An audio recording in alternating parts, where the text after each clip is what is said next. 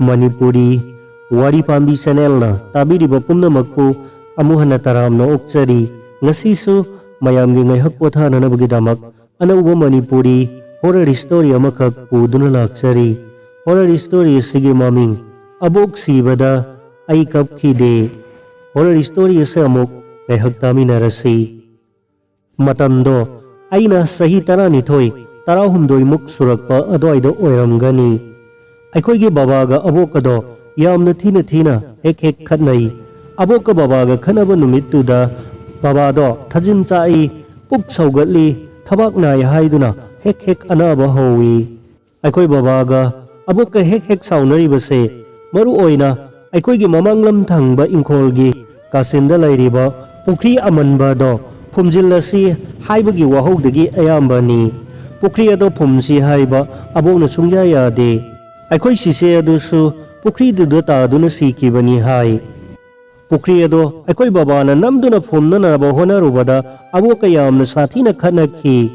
Sagaigi ahansing phauba kokatuna aboka babaga khanabado wayenkhi hai. Babana maru oina pukri ado phumjiningbagi maramdi aina chaurpaga ise aduna laikhidabagum pukri aduda khudongthiba thokadra asidasu natana laikaigi angangsing pukri aduda taduna laikhidaba yauki hai. Aikhoigi abokna lona pukri aduda saroi ngaroi yoktuna thammi hainasu mina lona ngangnaba kayado taruraga babana pukri ado thamningdabani. Aina khangaubadasu aikhoigi abokto thasi numit kudingi sara helaga pukri aduda lai hek khuramni. Nongma babana chingda iphaluni numinini yumda halakloi hairamlaga satkhi. Matam aduda bobokna magi kada thong lonsilaga lona lai khuramthi. Aina thong marumdagi bobokna tawribado loina yengthi. Mahake amanba upu amadagi migi makok manba saru ama puthorai.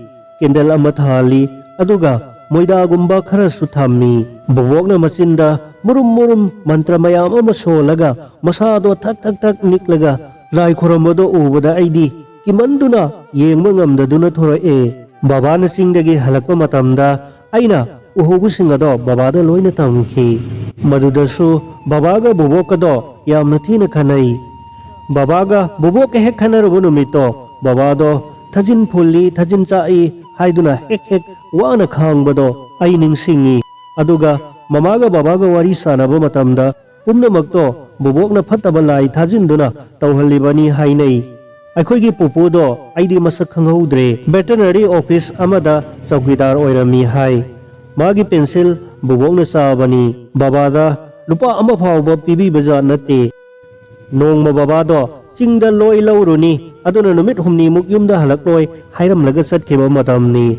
Mamasu leitaba matamni bobokna aibu kaurakhi aduga magi upudagi pochai mayam ama puthoraklaga aingonda puhalli. Aduga pukri amanba adugi manakta changba matamda bobok babana pukri manakta sangganu haiduna aina sangdananaba kanna honakhi.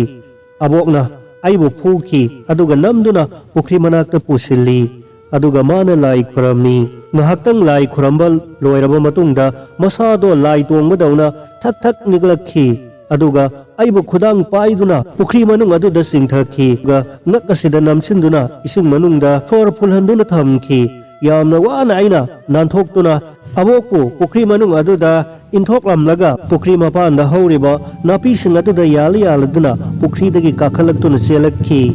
Wado aina kapla duna mamada tamkhi. Mamaga boboka yamna kanna khanakhi. Madugi matungda babana singdagi halakaba matungda mamana amuksu babada pawdo tamkhi. Babana aingonda chumbra hangbada ainasu pawdo chummi haiduna thokriba thodok adugi matangda wari likhi. Maduda mai haubo makai sawaraba aikhoigi babana abokki firol khara puthoktuna mapanda mai thakhi. Madudasu sagaigi ahansing kauduna wayenkhi. Babaga boboka tungan chanakhi. Bobokto mathanata tungan chakhi. Aikhoigi mamang sangoi kasin aduda tinna phajana khajinduna bobokki pham ka masa ama semkhi. Boboka babaga tungan chanakhrabagi matung ikui dana babana yumda hek hanjilakpa khudingda numidang athengba aduda pukhiramda mi sensin khibagumba mi wari sanabagumba khonjel yamna toina tarakhi aduga nongthik nongmangba natraga thasi ahingumba matamsidadi mapanga thoklakpa ngamba natti mapanda mi khanabadauna mi sen khibadauna dung makhol kaya tariba akhoi gi baba do bobokna lai sanai haibado summi haibado khangle baba gi masada anaba toina horibase doctor da yenglораbasu sungphat phatti adubu maibada lai khurum haluragadi khara hekta mafai akhoi bobok tusu masing mata amani mana ngamna honai nongmata kaurakte wanganglakte aingondasu karimata hayakhidre mami tamak khani yenglakhi babanasu bobokki manakta sangdana ba yamna kanna hai nongma bobok to yamna kanna na heduna laikhi matamaduda aikoigi yumgi akoibada numidang se mikap mirau khol hek tai babana migi mangda phajade haiduna mamado bobokki anaba hangba changhalui adubu manakta changakanu haiduna hekta tala I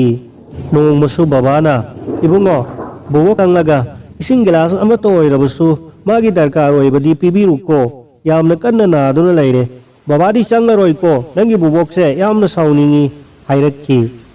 babana haibagi matung ina ai bobokki manakta changlui adubu bobok to hi angauba ngakta sechilaga manakta migi saru makok to thamlaga lai tonggadawna niktuna leirambado urubada I kimanduna pakhatuna chelaklami aduga babada tamlami madudagidi babaga mamagana amuhana bobokki manakta changluba yade ko haiduna changhandre nong yamna kanna suba numidang amadani babana aibu mapandagi kaubata khi ibungo mapanda ngakta thorao haibadu daina baba karigino thokto thorao aido phamungdagi phuklauna hogalaga mapanda parap thoklui bobokki tinna khaba kado adugi hek mayada mi ama leptuna leiramki aina baba karigino nong chotuna aduda leplibadubo lao changao karigino aibu kauribabo hanglubada kari amata su khumlamdana bobokki karamda parap changki ai yamna kirakhi matam adumaktada babaga mamaga yum manunglomdagi parap chenthoroklaga aibu ibungo kaidorage nambu kaidorage haiduna imungda amuk pusinkhibani numitudagi aihak anaba oikhi aigi mangda bobokki akiba satam kaya mathang uraduna aibu hatke tanarakpa aibu chingyada puraga lai hingsaba mayam amada piraga aibu setuna charaga bobokna noktuna yengba satam kaya aigi mangda hada panguda urakhi soiro lonki bobokki haiduna mikup khuding wahai khuding haibaduda aigi babado yamna saukhi aibu doctor dagi putharakuna maiba amada layeng halami adubu ai farakhi de maduda sauraduna bobokka babaga yamna thina khanakhi masida sunatana bobokki thamliba upu adubu mapanda puthoktuna upu adu thugaikhi manungda yauriba saru sayang migi makok manba amadi masak khangdaba laitingi oiba pochai mayamado loina puthoktuna mai thadokhi maduda saubanduna bobokna laura khongladuna manakta leramba batil amana babada langlakpada imada panduna imasu thina sokhi maibana lai hanjin khorambadagi aigi hakchang khara phagalakhi aduga fattaba laitin changma ngamdanaba jantra amasu saduna aingonda hapikhi madugi matungdagidi babado tapna ma oina amuk naba horakhi numidang khuding aikoigi yumgi akoibada mikap mirau khol aduga usek koya singna khongbagi makhol kaya leptana tai babasu nongmagi naba kanna henjilakami mamai thangda soirol pairol pangang dengangi aduga thabak thulli thabak tanne le ai sigadore haibana singba pangang dengangi ahing se koi khakta yum aduda laiba kibadagi yumlona bada laiba kaka hoi tamo hoi phauba ahing lekhanduna babagi anabado hamsenaba yaukhi noma babado mamit mana chap yungkhatuna huklauna phamungdagi haugalaknaga mamana khamba yadaba makhai mapana chenthokraga ꯑꯩꯈꯣꯏꯒꯤ ꯑꯃꯟꯕ ꯄꯨꯈ꯭ꯔꯤ ꯑꯗꯨꯗ jam ꯂꯥꯎꯅ ꯆꯣꯡꯊꯈꯤ꯫ ꯂꯩꯀꯥꯏ ꯇꯥꯅꯕ ꯃꯃꯥꯅ ꯂꯥꯎꯕꯗꯒꯤ ꯃꯤ ꯆꯦꯟꯁꯤꯜꯂꯛꯇꯨꯅ ꯕꯕꯥꯕꯨ ꯄꯨꯈ꯭ꯔꯤ ꯃꯅꯨꯡꯗꯒꯤ ꯂꯧꯈꯠꯈꯤ ꯑꯗꯨꯒ ꯕꯕꯥꯕꯨ ꯑꯍꯩꯕ ꯃꯥꯏꯕ ꯑꯃ ꯀꯧꯗꯨꯅ ꯂꯥꯌꯦꯡꯍꯟꯈꯤ꯫ ꯑꯗꯨꯕꯨ ꯕꯕꯥꯒꯤ ꯃꯁꯥꯗꯣ ꯅꯣꯡꯃ ꯅꯣꯡꯃꯒꯤ ꯁꯣꯛꯆꯤꯜꯂꯛꯈꯤ꯫ ꯃꯃꯥꯅ ꯕꯨꯕꯣꯛꯀꯤ ꯃꯅꯥꯛꯇ ꯆꯠꯇꯨꯅ ꯅꯆꯥꯅꯨꯄꯥꯒꯤ ꯄꯨꯟꯁꯤꯁꯦ ꯑꯝꯇ ꯀꯜꯂꯨ, ꯃꯥꯒꯤ ꯃꯁꯥꯗ ꯐꯠꯇꯕ ꯂꯥꯏ ꯀꯌꯥ ꯑꯃꯅ ꯑꯣꯠꯂꯤ ꯅꯩꯔꯤꯕꯁꯦ ꯏꯃꯥꯅ ꯑꯃꯨꯛꯇ ꯂꯧꯊꯣꯛꯄꯤꯌꯨ, ꯁꯦꯡꯗꯣꯛꯄꯤꯌꯨ ꯍꯥꯏꯗꯨꯅ ꯈꯨꯔꯨꯝꯗꯨꯅ ꯐꯥꯎꯕ ꯍꯥꯏꯖꯈꯤ꯫ ꯃꯗꯨꯗ ꯕꯨꯕꯣꯛꯅ ꯃꯥꯅ ꯇꯧꯖꯕꯒꯤ ꯃꯍꯩ ꯃꯥꯅ ꯐꯪꯖꯕꯅꯤ, ꯇꯧꯍꯩꯗꯕ ꯊꯕꯛ ꯀꯌꯥ ꯃꯥꯅ ꯇꯧꯔꯨꯕ, ꯂꯥꯏ ꯇꯤꯟꯒꯤ ꯄꯣꯠꯆꯩ ꯀꯌꯥ ꯃꯥꯅ ꯃꯩ ꯊꯥꯔꯨꯕꯗꯣ ꯃꯗꯨꯒꯤ ꯃꯍꯩꯅꯤ ꯃꯥꯅ ꯐꯪꯂꯤꯕꯗꯣ꯫ ꯑꯁꯨꯝꯅ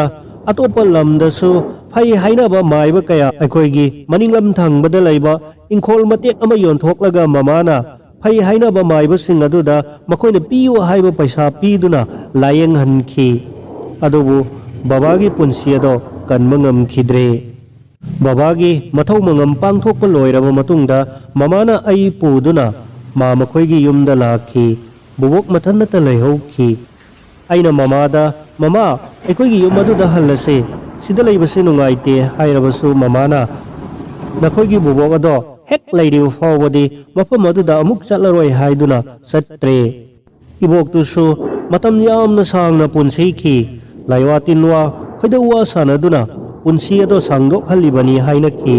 ꯅꯣꯡꯃ ꯃꯤ ꯈꯔ ꯂꯥꯛꯂꯒ ꯑꯩꯈꯣꯏꯒꯤ ꯏꯪꯈꯣꯜ ꯃꯇꯦꯛ ꯑꯃ ꯌꯣꯟꯒꯅꯤ ꯍꯥꯏ, ꯃꯃꯥꯅ ꯆꯥꯅꯗꯤ ꯃꯗꯣ ꯌꯥꯔꯕ꯭ꯔꯥ ꯍꯪꯂꯝꯈꯤ꯫ ꯃꯗꯨꯗ ꯃꯃꯥꯅ ꯌꯥꯗꯦ, ꯑꯩꯈꯣꯏꯒꯤ ꯑꯌꯥꯕ ꯌꯥꯎꯗꯅ ꯏꯪꯈꯣꯜ ꯑꯗꯣ ꯂꯧꯕꯤꯒꯅꯨ ꯍꯥꯏꯈꯤ꯫ ꯑꯁꯨꯝꯅ ꯕꯨꯕꯣꯛꯅ ꯏꯪꯈꯣꯜ ꯃꯇꯦꯛ ꯑꯃ ꯌꯣꯟꯅꯅꯕ ꯊꯧꯔꯥꯡ ꯇꯧꯕꯗꯣ ꯑꯩꯈꯣꯏꯒꯤ ꯑꯌꯥꯕ ꯌꯥꯎꯗꯕꯗꯒꯤ ꯃꯤꯅꯁꯨ ꯂꯧꯈꯤꯗ꯭ꯔꯦ꯫ ꯈꯔ ꯂꯩꯔꯒ ꯕꯨꯕꯣꯛꯅ ꯁꯥꯟꯅꯕ ꯐꯠꯇꯕ ꯁꯥꯔꯣꯏ ꯉꯥꯔꯣꯏ ꯀꯌꯥꯅ ꯃꯆꯤꯟꯖꯥꯛ ꯅꯤꯡꯊꯤ ꯅꯨꯡꯉꯥꯏꯅ ꯄꯤꯕꯤꯗꯕꯗꯒꯤ ꯆꯥꯏꯊꯣꯔꯛꯇꯨꯅ ꯁꯥꯎꯗꯨꯅ ꯂꯩꯀꯥꯏ ꯑꯗꯨꯗ ꯇꯥꯏꯅꯗꯨꯅ ꯑꯍꯤꯡ ꯑꯍꯤꯡ ꯃꯤ ꯑꯃꯠꯇ ꯅꯤꯡꯊꯤ ꯅꯨꯡꯉꯥꯏನ ꯇꯨꯝꯕ ꯉꯝꯅꯗ꯭ꯔꯦ, ꯆꯠꯄ ꯉꯝꯗ꯭ꯔꯦ, ꯃꯐꯝ ꯑꯗꯣ ꯇꯨꯕꯠ ꯁꯝꯗꯨꯅ ꯑꯍꯤꯡ ꯂꯥꯟꯕ ꯉꯝꯗ꯭ꯔꯦ ꯍꯥꯏꯗꯨꯅ ꯋꯥ ꯉꯥꯡꯅꯕ ꯄꯥꯎ ꯀꯌꯥ ꯑꯩꯈꯣꯏꯅ ꯇꯥꯈꯤ꯫ ꯅꯣꯡꯃ ꯊꯥꯁꯤ ꯅꯨꯃꯤꯠ ꯑꯃꯗꯅꯤ ꯑꯩꯈꯣꯏꯒꯤ ꯌꯨꯝꯂꯣꯟꯅꯕꯗ ꯂꯩꯕ ꯑꯉꯥꯡ ꯑꯃ ꯕꯕꯥꯅ ꯐꯨꯝꯖꯤꯟꯁꯤ ꯍꯥꯏꯗꯨꯅ ꯇꯣꯏꯅ ꯍꯥꯏꯔꯝꯕ ꯑꯃꯟꯕ ꯄꯨꯈ꯭ꯔꯤ ꯑꯗꯨꯗ ꯇꯥꯗꯨꯅ ꯁꯤꯔꯝꯈꯤ꯫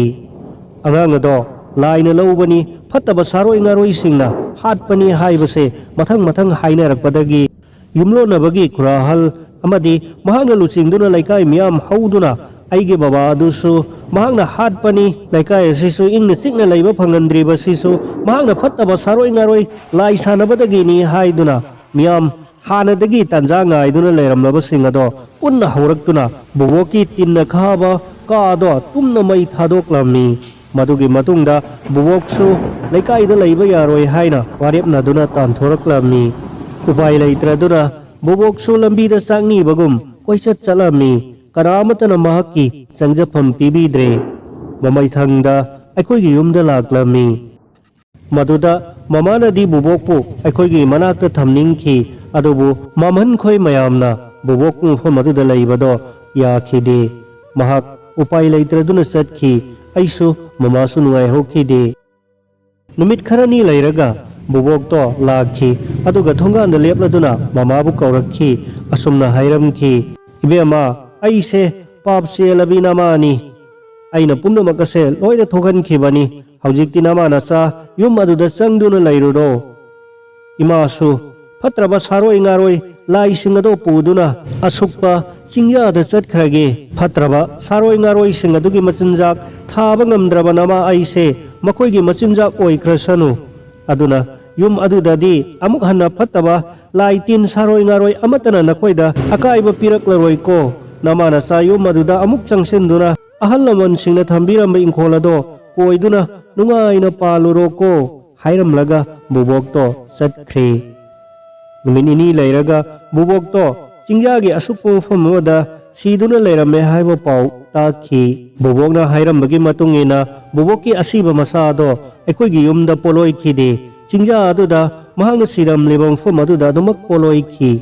ꯂꯩꯀꯥꯏ ꯑꯗꯨꯗ ꯀꯤꯅꯔꯝꯕ ꯑꯃꯗꯤ ꯐꯠꯇꯕ ꯂꯥꯏꯁꯤꯡꯅ ꯑꯍꯤꯡ ꯑꯍꯤꯡ ꯆꯠꯄ ꯃꯤꯁꯤꯡꯗ ꯇꯝꯅꯔꯝꯕ ꯄꯨꯝꯅꯃꯛ ꯑꯗꯣ ꯑꯃꯨꯛ ꯍꯟꯅ ꯇꯝꯅꯈꯤꯗ꯭ꯔꯦ꯫ ꯏꯪꯈꯣꯜ ꯀꯥꯆꯤꯟꯗ ꯂꯩꯔꯝꯕ ꯑꯃꯟꯕ ꯄꯨꯈ꯭ꯔꯤ ꯑꯗꯨꯁꯨ ꯑꯍꯜ ꯂꯃꯟꯁꯤꯡ ꯇꯥꯟꯅꯗꯨꯅ ꯐꯨꯝꯖꯤꯜꯂꯒ ꯇꯧꯍꯩꯗꯕꯒꯤ ꯑꯣꯏꯅ ꯃꯐꯝ ꯃꯆꯥ ꯑꯃꯈꯛꯇꯪ ꯐꯖꯅ ꯈꯥꯖꯤꯜꯂꯒ ꯈꯥꯛꯇꯨꯅ ꯊꯝꯃꯤ꯫ ꯑꯕꯣꯛꯅ ꯏꯃꯥꯗ ꯇꯥꯛꯂꯝꯕꯒꯤ ꯃꯇꯨꯡ ꯏꯟꯅ ngasi phawda aikoina ingkholgi kasinda leiriba apikpa pukri adugi saruk aduda maira ahum katuna ngasi phawbu khoramba adudi leptri